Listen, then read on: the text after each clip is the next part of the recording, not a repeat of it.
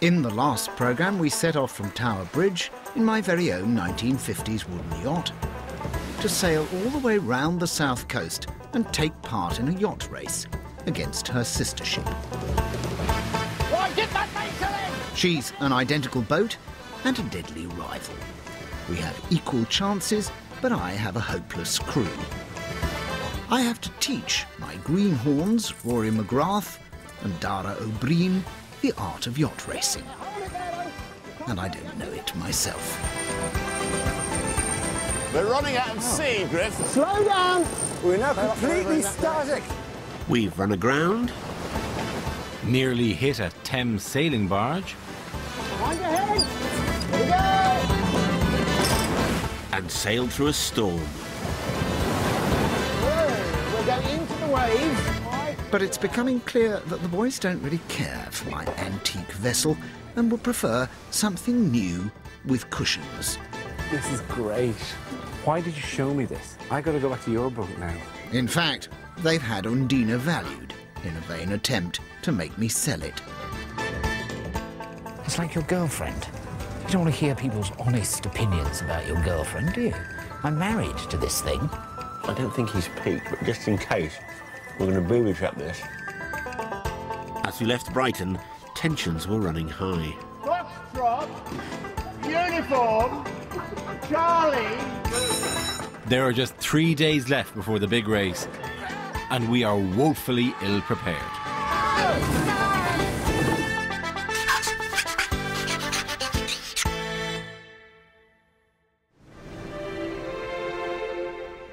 Portsmouth is a 9-hour sail from Brighton.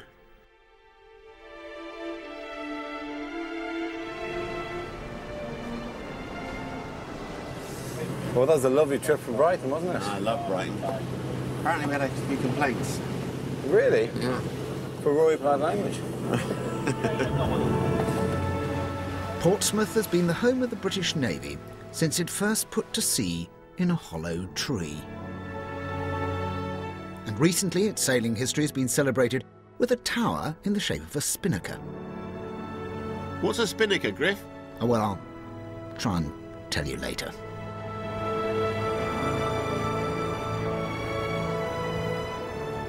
After the relative shelter of Brighton Marina, entering Portsmouth would not be easy. I would say that now's the time to cut across. And there's another one just gone in there. There's a huge one coming down here. And this bloke trying to overtake us. It's an extremely busy port with ferries, naval and container ships and milk floats. And all of them have to squeeze through the narrow entrance of Portsmouth Harbour, which is controlled by the harbour master. Oh, look, the hovercraft's coming as well. This is typical. There's stolen too many craft altogether. Keep on out the way. Yeah, we are going straight at something here now. They just come at you from all directions. Here comes the warship. Oh. Wow. Surely we can go across here. We haven't reached the bastard pile. What's it called? Ballast pile. Ballast pile. Not the bastard pile. OK, here we go. We're crossing the road again. Can we put the feathers out and get ready with the warps?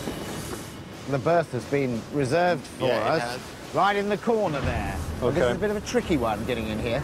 Do you want to be holding off at the front, Griff? I hope not. I hope it's going to turn. We shall see. Getting very close there. You're going to do it? I think he's done it. He's done it!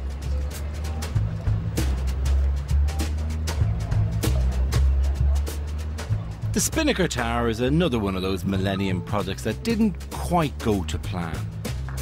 Completed 5 years late, massively over budget, when the project manager came to open it, he got stuck in the outside lift and has never worked since. The lift, that is. Oi, that's high. Well, that's impressive. In the blurb for this building, it says that it is the largest glass floor in Europe. This tiny glass floor. Yeah. No one in Europe has ever thought to make it bigger than 4 panes of glass across. Oh no, that's awful.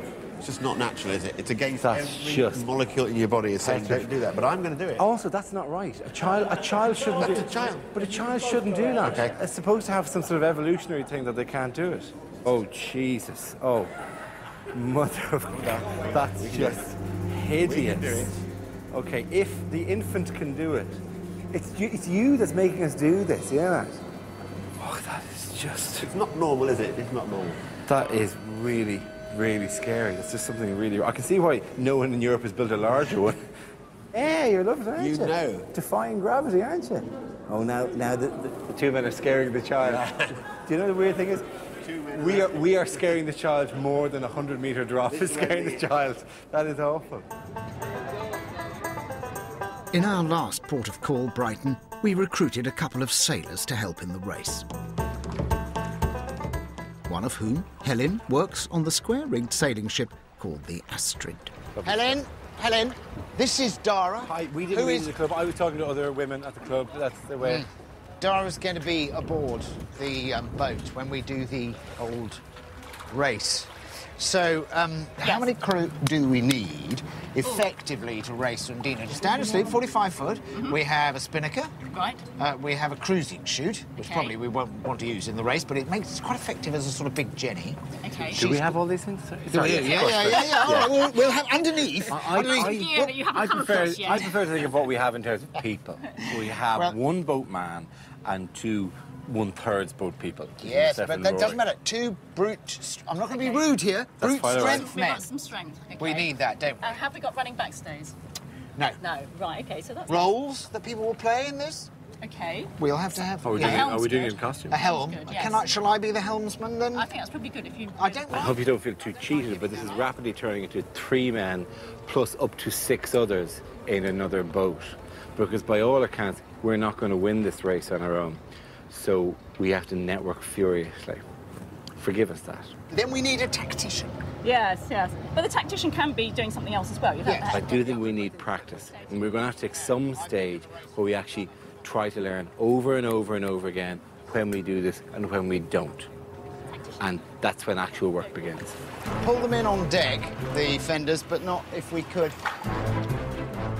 So with only a couple of days left, the general consensus among Team Undina was that we desperately needed some race practice. QHM, this is Yacht Undina, over. Whilst the boys had been up the tower, I'd been given a leaflet by the harbour master on Portsmouth harbour etiquette.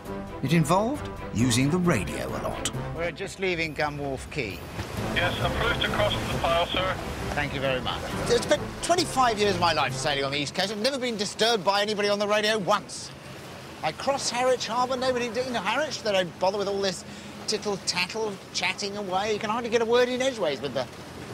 Yeah, we know the feeling. Yeah. We needed to find a bit of clear water. Rory took the helm. Everybody else in the Solent took cover. What can I be doing, Griff? You're fine, just... It's on automatic, should be, isn't it? Oh. So, Rory, could you sit there and eat chocolate biscuits and do nothing? What a very good idea.